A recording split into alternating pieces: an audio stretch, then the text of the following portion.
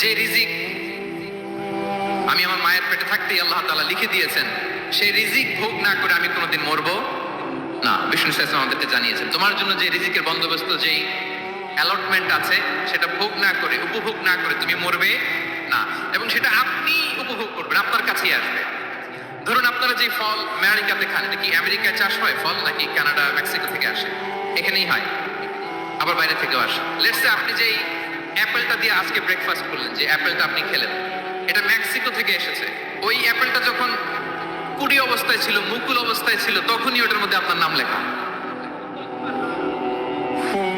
এর মধ্যে কত পাখি এসে ওই গাছে বসেছে, কত মুকুল নষ্ট করেছে, ওইটা নষ্ট করে নাই, কারণ ওইটা আপনি খাবেন।